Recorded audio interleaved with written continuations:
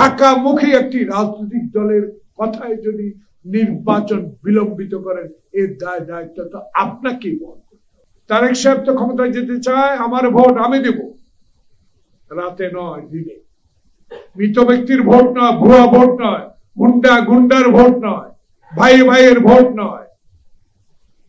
এমন একটি ভোট আপনি দিবেন, সেই কারণে আপনার মতো একজন যোগ্য ব্যক্তিকে যোগ্য স্থানে বসিয়েছিল, কিন্তু হতাশা।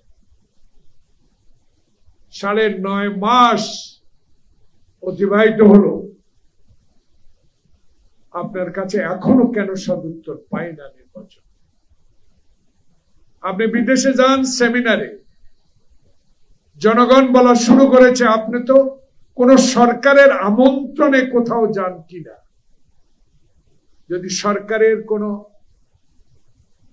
আলোচনায়, উন্নয়নের আলোচনায় দাওয়াত পেয়ে যেতেন, আপনি তো সেমিনারে যান। কিন্তু আমাদের প্রশ্ন, যাবেন সেমিনারে অবশ্যই, কিন্তু এই 9 মাসে বিদ্যুৎ খাতে কোনো উন্নতি করতে পারছেন? এই 9 মাসে ইন্ডাস্ট্রি খাতে, শিল্প খাতে আপনি কোনো উন্নতি করতে পারছেন? এই 9 মাসে আপনি কি আইন শৃঙ্খলার উন্নতি করতে পারছেন? এই 9 মাসে আপনি বিভিন্ন দাবি দেওয়ার সমস্যার সমাধান করতে পারছেন? পারেন না, বিধায়ী তো জনগণ এখন আপনার কাছে চাচ্ছে আপনার কমিটমেন্ট, জনগণের প্রতি কমিটমেন্ট। রাজনৈতিক দল যারা আয়না ঘরে ছিল, যারা হাঁটু পানিতে দাঁড়িয়ে রাত কাটিয়েছে, যারা লক্ষ হাজার মামলার মাথা নিয়ে বাংলাদেশে অবস্থান করছে, তাদের দাবি ছিল একটি, আপনাকে বসিয়েছে একটি নির্বাচন দেওয়া। কিন্তু 9.5 মাসে আপনার থেকে কোন নির্বাচনের রোড ম্যাপ পাওয়া যায় না। নির্বাচনের কথা বললে একটি পক্ষ আমাদেরকে প্রতিদ্বন্দ্বী করে। আমরা তো আপনার প্রতিদ্বন্দ্বী নয়। বাংলাদেশ জাতীয়তাবাদী দল আপনার প্রতিদ্বন্দ্বী হতেও চায় না, আপনার সমালোচনাও করতে চায় না। কিন্তু সমালোচনা তো জনগণ শুরু করেছে। 9.5 মাসে আপনি 9.5 মাসে আপনি একটি নির্বাচনের রোড ম্যাপ ঘোষণা করতে পারেন নাই। তার কারণ কি?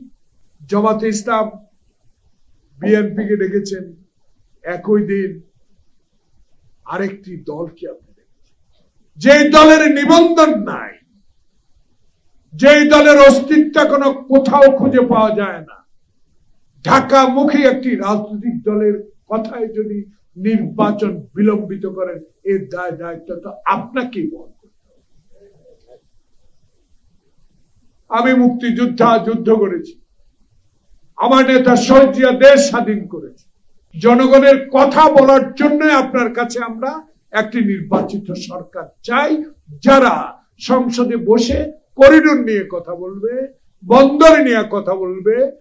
আজকে যে শহীদ মিনারে পল্লী বিদ্যুৎ সমিতির কর্মচারীদের দাবি নিয়ে কথা বলবে, এমন সরকার আসবে, এমন নির্বাচন, সুষ্ঠু নির্বাচন মধ্য দিয়ে যারা সচিবালয়ে উত্তপ্ত অবস্থাকে নিরসন করতে পারে। এমন সরকার তারেক রহমান চায়, যে সরকার নির্বাচিত হয়ে পার্লামেন্টে যাবে, সেই সরকার বর্ডারে গুলি বন্ধ করতে পারবে, হিন্দুস্তান ভারতবর্ষের অগণতান্ত্রিক কার্যকলাপ বন্ধ করার জন্য ফাইট করতে পারবে। শেখ হাসিনাকে দৃশ্যমান আইনের আওতায় এনে বিচার করার দাবি তারেক রহমান তার দল করেছে, সেটা দৃশ্যমান করার যে ব্যবস্থা আমরা আজও করি।